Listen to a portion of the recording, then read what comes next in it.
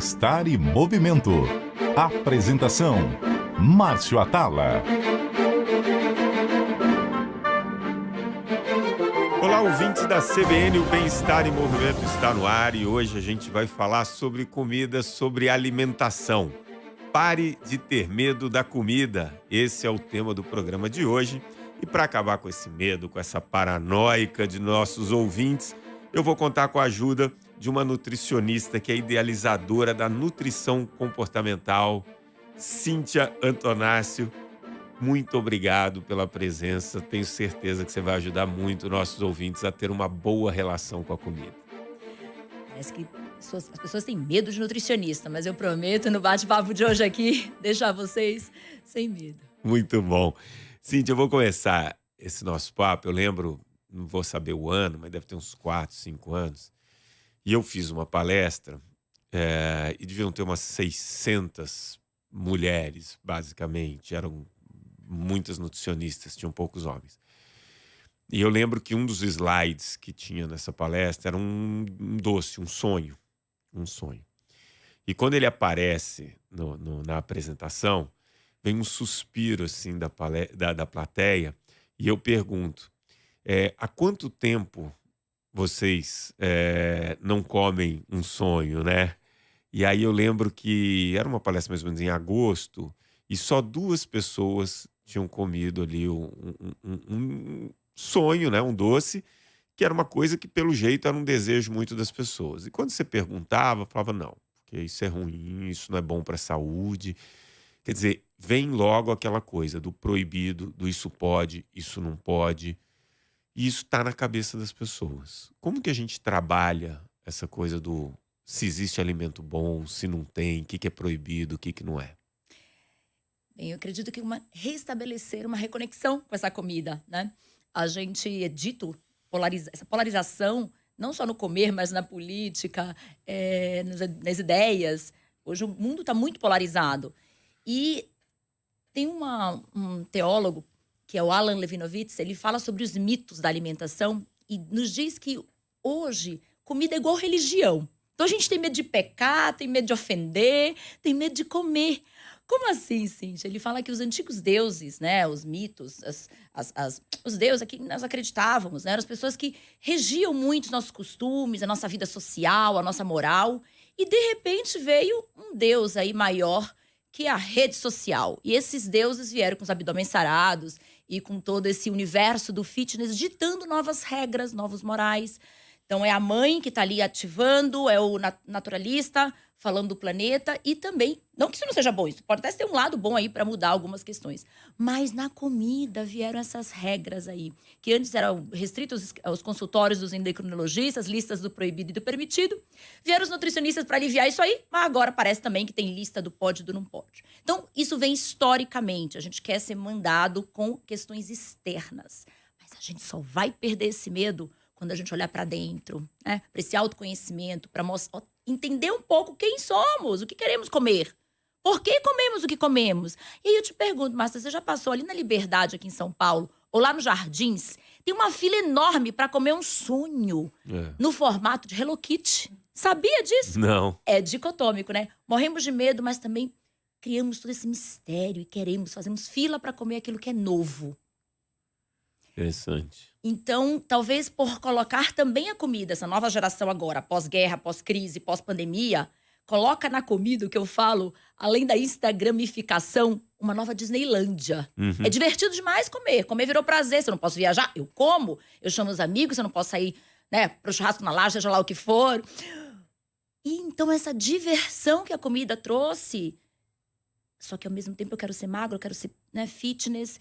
Os deuses estão dizendo pra mim no Instagram que eu preciso comer aquilo, outro. Então vira uma bagunça. E o que acontece? As pessoas estão muito doentes, com medo de comer. Então, muito inseguras. Elas ouvem uma coisa, seguem. Não dá certo? Volta. Como é que resolve isso? Então, e essa é uma questão, né? Porque você estava falando de nutrição ser religião. E eu concordo muito com isso, porque às vezes eu faço um vídeo ali falando que o carboidrato não é vilão. Imediatamente aquelas pessoas que são adeptas ao low carb, ao que quer que seja, eles simplesmente passam a te ofender, né? Como se você não soubesse absolutamente nada. E o grande ponto é, eu vou conhecer pessoas saudáveis na dieta low carb e vou conhecer pessoas que não são saudáveis na dieta low carb. Eu vou conhecer vegetarianos saudáveis e vou conhecer vegetarianos não saudáveis. Eu gosto da dieta da vovó, eu como de tudo um pouquinho. E vou conhecer muita gente que também come de tudo e também não é saudável. Quer dizer, você, dentro de cada linha de alimentação, você vai encontrar pessoas que encontraram um equilíbrio na alimentação, envolvendo o estilo de vida, e encontraram esse caminho.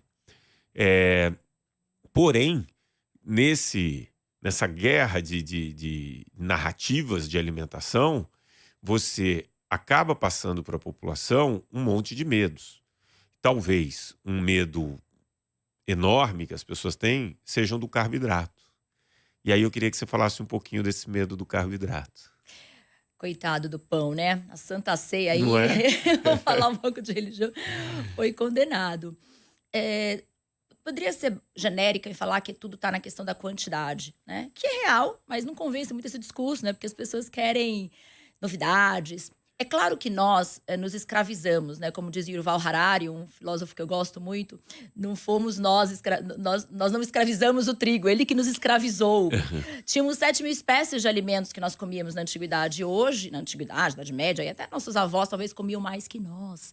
E hoje comemos muito restrito, trigo, milho, né, batata, tudo vem muito desses poucos tubérculos ou poucos cereais.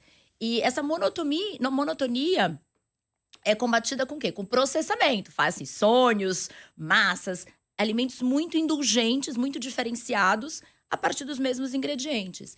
O que acontece é que o nosso organismo acaba exagerando. A gente quer… Não é o organismo que exagera, acho que o nosso cérebro mesmo. Pede mais porque é danado de gostoso, né? Como ele mistura, inclusive, o trigo com a gordura. Faz aquele… Lá em Manaus falava-se filhóis, aqueles bolinhos fritos que meu avô fazia. Que delícia. Mas comíamos à tarde, ao redor de uma mesa. Depois brincávamos na rua muito. E hoje, o que acontece? O filhós que meu avô fazia viram, muitas vezes, um industrializado que…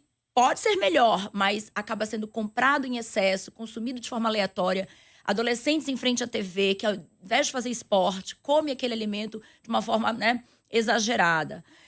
E aí a gente quer compensar. Não, vou dar um shake proteico para o meu filho, vou comer só fruta. Com dicotomias de novo, né? Por que a gente não porciona melhor esse carboidrato? Por que não dá para a criança uma explicação e uma autonomia de ele escolher essa porção, compra tigelinhas diferentes, né? Por que nós, como adultos, ao invés de condenar o arroz, coitado, o carboidrato noturno, vai lá, rala de fazer academia, joga uma partida de tênis, volta, não pode comer carboidrato, morre de medo. Ao invés de comermos aquelas 4 colheres, ou comer uma porção que, de repente, no restaurante serve uma porção, eu como feliz. Por que lá na minha casa eu tenho que colocar panela e repete, e repete, e repete? Aí a culpa é do arroz. Não é do comportamento, né? Então, existe uma relação com coisa que é gostosa, como eu falei, e coisa que é milenar, que é muito 880. Vamos parar de pôr a culpa, né, nas pessoas e olhar, colocar nos mitos, né, essa culpa, e olhar um pouco para como a gente se relaciona com o que é bom. Como é que a gente se relaciona com o sono, com o sexo, com a amizade, com o álcool? Se for em excesso, tudo isso vai ser prejudicial. E o danado gostoso do carboidrato, ele não deixa de ser diferente. Claro. Né? Então, acredito que é óbvio que a gente precisa nutrir um equilíbrio, né? De uma nutrição gentil, como nutrição comportamental nos traz, que eu preciso falar que respeitar um pouco mais a questão da minha vontade, eu como filhós, filhós é o bolinho de chuva, tá, gente? Lá em Manaus fala filhós.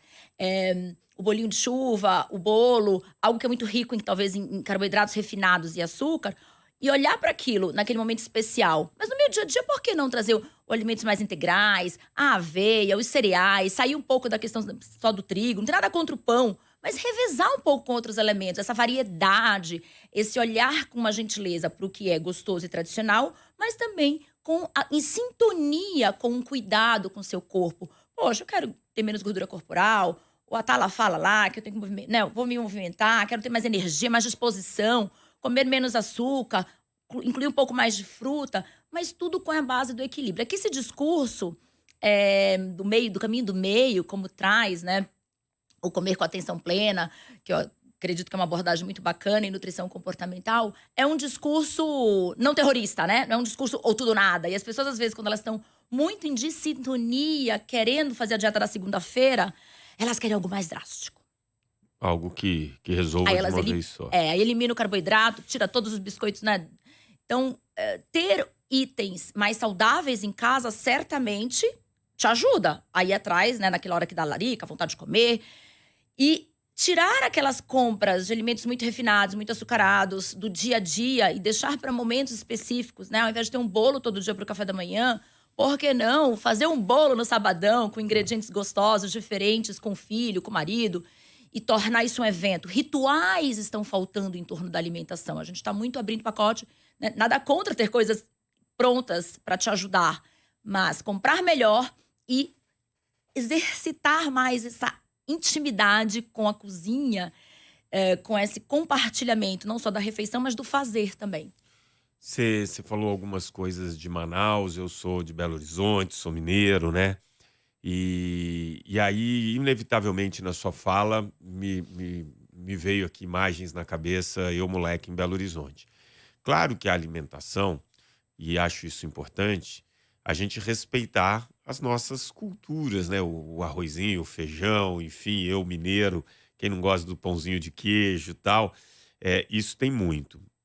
Agora, a alimentação, ela, obviamente, você falou bastante, né? Você falou em relação à quantidade, você falou da qualidade.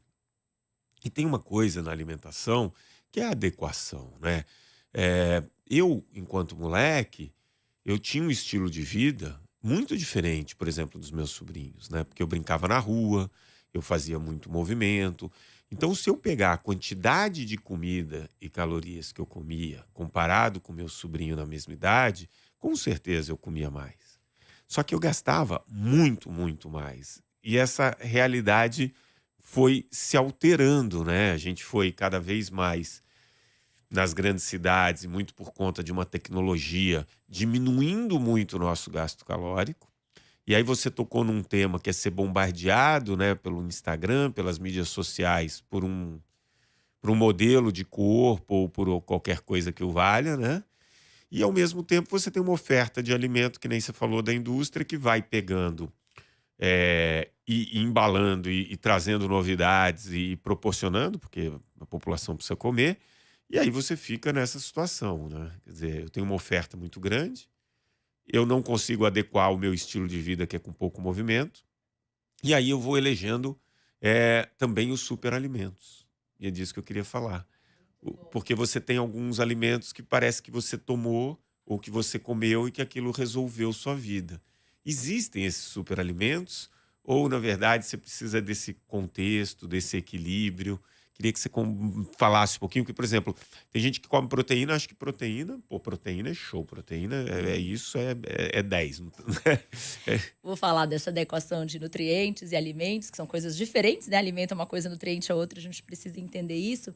Mas você sabe que além da indústria, tem a gastronomia também. Como eu falei, a fila lá dos novos chefes que são lotados, né? Não só a gente quer esse superalimento, muitas vezes está mais nutricionalmente adequado e gastronomicamente bem informado e bem divertido. Mas na relação com o alimento, eu acho que aí entra muito da confusão que as pessoas fazem, porque elas não conseguem só viver de superalimentos, só olhar para o lado biológico da nutrição do corpo, sem nutrir justamente, né, o lado social, cultural. É comer o pão de queijo, não porque ele tem polvilho e não tem trigo. Não é nada errado com o trigo, mas se você quer variar, às vezes é bom comer diferentes tipos, né? No caso do pão de queijo, que é feito com polvilho. Na tapioca, idem. Respeitar comer isso porque você é mineiro, porque é gostoso, é danado de gostoso, porque você é um brasileiro ali que valoriza esses alimentos, que é o lado, né, cultural e também o lado social e psíquico, né? Putz, eu gosto de tapioca, a minha tem que ser com manteiga, viu, Márcio? Porque a minha mãe fazia enroladinha, né? Como se fosse uma panqueca, só na manteiga e às vezes com um pouquinho de castanha do Pará junto lá na tapioca, para ficar crocante. Então, isso é um lado também afetivo que eu tenho com a alimentação. Então, achar que você está comendo alimento só por nutrir biologicamente é um erro. E isso não vai durar, porque nós somos seres, né? Que se comportam. E se comportam porque tem um coração sentindo e, né, e um coração e um cérebro sentindo, né, e pensamentos em relação à comida. A gente não come só para nutrir. Então, entender esse construto, né, biopsico-sociocultural de nós mesmos é muito importante. E o outro lado é que no final do dia, se você comer proteína, mas você não estiver comendo carboidrato para dar energia, você sabe melhor que eu aí no metabolismo do exercício. Essa proteína vai virar um combustível no final das contas. Então, é quase como se você estivesse comprando uma hora de um trabalhador muito caro para fazer o trabalho de, né, de algo mais... Uma de mão de obra mais né, barata. uma mão de obra mais barata. Então, a gente precisa realmente ter esse equilíbrio aí. A proteína, ela é a queridinha da atualidade, né? Ela ganhou aí um aspecto bem popular, saiu da academia, do bodybuilder, para entrar no iogurte da criançada, da Exato. mulherada, de todo dia. O que eu acho que tem um lado positivo, a gente tem um entendimento maior sobre os nutrientes também. Mas desde que a gente entenda o lugar dele, né? Eu tô comendo proteína aqui de manhã, porque de repente é o pãozinho com manteiga, ou é a tapioca que eu tô consumindo. Eu vou comer um iogurte mais proteico. É um alimento mais, diria, né? Ou até um suplemento, às vezes. Não tem problema nenhum. Eu falo que não tem nada de errado com suco verde detox, mas você tem que entender que só ele, coitado, não vai fazer, né, muita diferença no resto do teu dia se você não manter o equilíbrio, né? Não existe um alimento poderoso, milagroso. Existem alimentos que têm uma densidade nutricional maior e conseguem te ajudar a cuidar mais desse corpo biológico.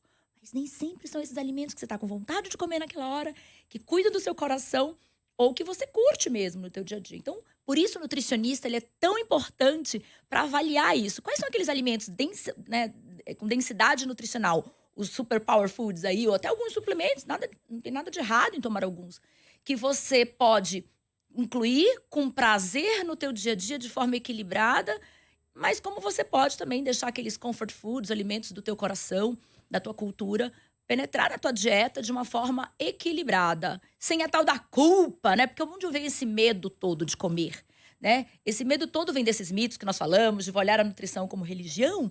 E o que esse medo faz com a gente? Você acha que ele impede a gente de comer?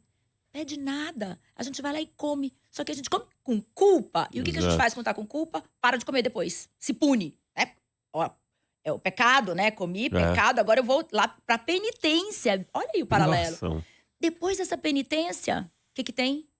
O que a restrição faz com a gente? Compulsão, não tem jeito. Compulsão. Leva lá a gente pra comer tudo de novo. É aquele ciclo sem fim, né? Então, gente, esse medo aí não tá com nada, gente. Boa! E hoje a gente tem um acesso muito grande à comida. É lógico, você tem pessoas que passam necessidade, mas via de regra hoje você tem mais acesso a alimentos.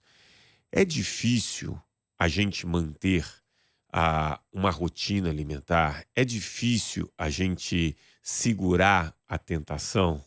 Porque o que eu observo? Aquelas pessoas que têm rotina, que têm padrão, meio que já está no automático. Não só o porcionamento, mas até os tipos de alimento que ela costuma comer. Como encontrar esse caminho, né? Claro, eu adorei quando você falou de que a comida não é só para nutrir, né? Eu brinco que Jesus Cristo fez a última ceia, não fez a última aula de CrossFit, né? A gente sempre que bate uma meta é um happy hour, não é? Não vai correr 10 quilômetros, enfim. A alimentação está muito ligada às comemorações. Então, como que a gente resiste ao alimento? Se é muito importante a gente criar padrões. Você falou de abundância, né? Eu falo que a gente cresceu assustadoramente no mapa da fome no Brasil. Isso é um caso muito crítico. Mas existe gente aí passando fome por opção, né? E desperdiçando alimentos por opção também, o que é bem crítico aí do ponto de vista social. Mas voltando pro centro da questão que você trouxe em relação à tentação, a controle, né? A gente teve um congresso agora de nutrição comportamental há pouco tempo, falando muito sobre controle, né? Como a gente deve trocar esse controle por autonomia. Tem uma autora na nutrição que chama Ellen Satter, ela fala sobre competências alimentares. E aí que eu acho que é o X da questão, né? A gente deixar de trazer o controle, essa imposição externa, para ter uma disciplina, sim, uma rotina, que não só alimentar, por isso eu gosto, né, de trazer sempre alimentação vinculada a outros aspectos comportamentais. Mas volto já nisso depois. Voltando para Ellen Satter das competências, como a gente se sentir autônomo. Eu sei que eu tô comendo agora, né? Eu olho para um brigadeiro e olho para um alface, qual é mais saudável? Depende. E eu mesmo posso achar mais saudável, né? Se eu tô olhando para aquele alface com a culpa para compensar um dia de que eu comi muito brigadeiro, putz, aquele alface não tá saudável.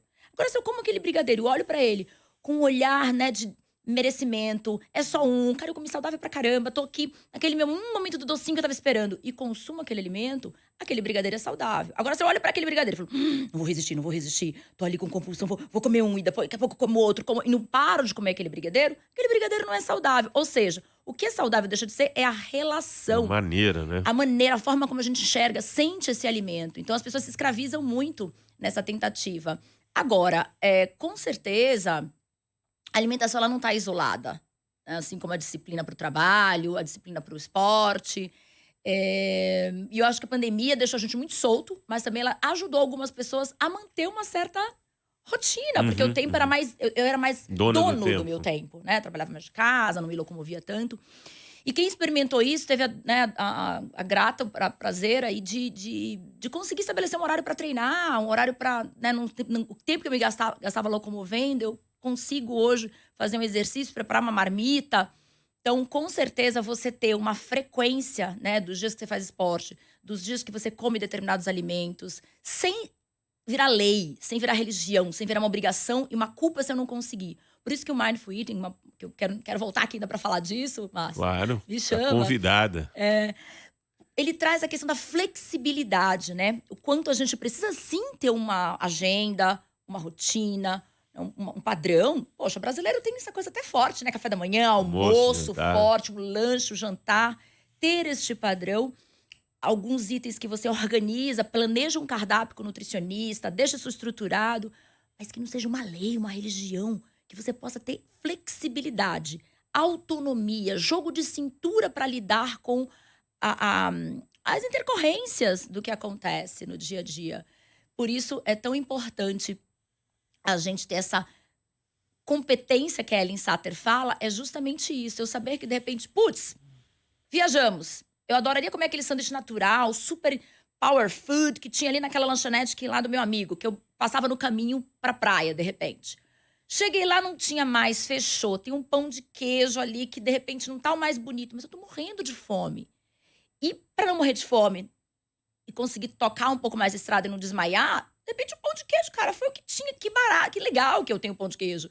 Essa flexibilidade para adaptação, saber que existe uma coisa que é a saciedade, né, que eu encho a barriga ali porque é o que eu tenho no momento, e tem uma outra coisa que é a satisfação, que é o prazer. Quando a gente equilibra um pouco isso, não é todo dia que eu preciso comer deliciosamente o almoço. Um dia eu vou num risoto, né, numa risoteria, comer com a minha amiga. Mas outro dia, cara, vai lá, come arrozão com feijão, põe o brócolis. Deixa o brócolis com um pouquinho mais de alho pra ficar mais gostoso. Mas ainda assim manter o que você falou, essa coisa da rotina, de comprar, né? Até pra ir no supermercado tem que colocar na agenda, minha gente. Senão não cai do céu aquele brócolis, não. Não vai aparecer na agenda ali. Não. Agora, deixa eu te perguntar. Eu tive uma experiência que mudou minha vida na alimentação quando eu tinha 9, 10 anos. Eu sou de Belo Horizonte, vim passar as férias em São Paulo, na casa da minha avó, jogando bola com meus primos e tal. E passava a manhã inteira jogando e a gente foi almoçar. E ela fez uma macarronada com almôndegas, eu nunca vou esquecer. E aí eu, em determinado momento, muito feliz, virei para minha avó, né, e falei, vó, comi 4 pratos de macarrão, comi não sei quantas almôndegas, não sei o que e tal. Ela falou, então, meu netinho, deixa eu te ensinar uma coisa. Saia da mesa com a sensação que você poderia ter comido mais. Não saia assim. Não foi bronca, não foi nada, mas um jeito carinhoso que ela falou é uma coisa que eu trago pro resto da minha vida. Eu nunca vou esquecer isso. Então eu lembro que semana passada eu estava comendo com os amigos no restaurante e aí vieram servir mais e eu lembrei da minha avó de novo, né? Várias vezes eu falo, pô, eu poderia comer mais, mas eu tô legal. Como que a gente consegue identificar essa saciedade? Esse sinal interno, né, de fome e saciedade, ele tá muito perdido nessas distrações. A gente come, assiste TV, hoje no home office as pessoas comem em frente ao computador, não observam, não interagem, não curtem. Quando você viu, pluft, passou. E aí você quer repetir o prato. Então, resgatar esse olhar de conversar um pouco com esse cara aqui, né, do estômago. E aí, cabe mais? Ai, cabe um pouquinho mais, porque essa feijoada ou esse Exato. açaí tá delicioso, né? Eu quero um pouquinho mais. Mas até que ponto esse pouquinho mais? Você fala, putz, hoje eu comi um pouco a mais mesmo. Sábado mesmo. Fui no lugar com os amigos, eu adoro feijoada de sábado. O Maravilha. povo olhava assim, é nutricionista. Eu falava, gente, aqui tá realmente muito gostoso, eu vou comer um pouco mais. Mas aí no jantar, tava rolando a pizza, já não cabia mais. Exato. Não precisei, não quis, não fez falta, não dava. Então, a gente resgatar essa sintonia, esse olhar, esse conversar. No consultório de quem trabalha com nutrição comportamental, a gente tem o odômetro da fome e da saciedade, que é dar uma nota. Então, vou deixar para os nossos ouvintes aqui um exercício de olhar para o seu prato antes e depois que você acabar de comer, dá uma nota de 0 a 10. Qual que é essa nota? Vou fazer da sua dica da sua avó uma técnica. Da nota. Será que 4, 6, né? É uma nota boa pra gente começar a comer, pra gente parar de comer? O caminho do meio é um bom sinal? Ou eu preciso estar com 10 de fome pra comer? Ou eu preciso estar com 10 de saciedade pra parar de comer? Será? Como é que a gente consegue olhar pra isso pra ter mais conforto e mais sintonia? Trazer isso muito pro consciente, né? Você acha que ficou muito automático e aí por vir porções prontas cada vez maiores, a gente naturalmente foi incorporando esse aumento das porções e foi perdendo essa conexão com o que realmente deixa a gente satisfeito? Com certeza. Essa industrialização do food, né? Tanto na porção do snack e tudo mais, mas também até no jeito americanoide. Tem um psiquiatra interessantíssimo que chama Clotaire Rappel, e ele fala sobre a cultura e o código do comer e do beber do americano, que a gente imita muito como brasileiro, que é o all you can eat, né? O buffet, tudo que você pode comer, pague um preço e coma até… Vontade. Esse é a vontade. Vontade de quem, né? A gente importa muito isso. E os franceses, né, têm uma sintonia muito maior com o prazer. Até o vinho, né? A criança mesmo, né? Não tô fazendo apologia aqui a beber, não, mas só para ele elucida, né? O americano não pode beber. Quando tem 16 anos, vai lá e toma toda a cerveja e toma um porre. O francês, ele degusta. Quando a criança vai lá, ele põe na linguinha ali, né? Na criança, ele vai aprendendo a saber de onde é aquele vinho, aquela uva. A cultura, pelo sabor, pela apreciação, pela relação com a comida e todo o seu trajeto até, né, o nosso organismo. Passando pelos sentidos, símbolos e significados. Enquanto o americano, ele é muito da quantidade, do poder, do controle e não da autonomia. Da autonomia. A gente caminhando para o final, esse papo é delicioso, já está convidado para a gente falar de outros temas de nutrição. E tem um último quadro aqui. 3 dicas para levar para casa.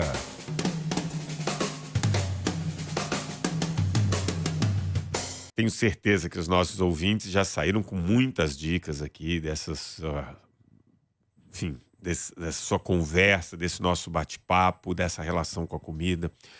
Mas quem agora está nos ouvindo, acha que não tem uma boa relação com a comida, dá 3 dicas para ela começar a ficar amiga. Adoro a espontaneidade aqui. Vamos lá. Me veio agora uma palavra: inventário. Que tal você fazer um inventário da sua geladeira, da sua despensa e da sua próxima geladeira e despensa? O que você quer investir mais a partir desse papo, das nutricionistas que você falou, ouviu? Quais são os superfoods que você quer trazer? Aqueles alimentos que você vai deixar ali no amarelo, que são talvez mais refinados, mas que não vão deixar de existir na sua vida porque você gosta, é cultural, faz parte do seu coração. E aqueles, talvez, que você vai investir mais. Pô, aquele brócolis no alho que a Cíntia falou lá, quero fazer. Vamos lá, fazer esse inventário? Acho que é um ponto aí importante. Segundo, que tal fazer mais ritual quanto à alimentação? Desde tirar aquela panela que vai pra mesa, deixa ela lá no fogão, coloca um jogo americano bonito na mesa e te serve a partir de um prato como se você estivesse sendo servido num restaurante. Pra ter mais aquele, se liga, né? Aquela quantidade, aquele conversa de fome e saciedade com o teu organismo. E a terceira, faz um detox aí de Instagram dos deuses doidos. Assiste mais um Marjo aqui com esse papo sensato de sempre. E eu tô à disposição também para quem quiser me acessar, é @CintiaAntonácio. Eu adoro conversar com as pessoas e passar essa nutrição, que ela é gentil, que ela, sim, te dá pique pra ir no esporte. Eu treino tênis, faço hip hop, faço musculação, adoro ser ativa, adoro ter meus músculos, comer minha proteína, mas também jamais deixo de lembrar o meu bolinho de chuva e não tenho a menor restrição em relação a isso. E conseguir ter sabedoria, que eu quero que você tenha aí, pra equilibrar isso tudo e ir pro caminho do meio. Muito bom, viu, Cíntia? Porque é tão bom ouvir de uma nutricionista tão respeitada quanto você, que a gente pode se relacionar com todo tipo de alimento, né? Que a gente precisa romper algumas barreiras aí que são pré-estabelecidas pra gente e que, na maioria das vezes, essas crenças dificultam a gente adotar um estilo de vida mais bacana. Então, muito obrigado mesmo. Tenho certeza que os nossos ouvintes agradecem. O Bem-Estar em Movimento de hoje fica por aqui. Se você gostou desse nosso papo, é só compartilhar com os amigos, baixe agora mesmo, ouça o nosso podcast, disponível em todas as plataformas de áudio e no aplicativo da CBN. O programa de hoje teve a produção da Joana Cafuri, do Bruno Teixeira, a edição do Rafael Furugem e os trabalhos técnicos da Priscila Gubiotti. Bom fim de semana a todos, sem medo da comida. Grande abraço. Bem-Estar e Movimento. Apresentação: Márcio Atala.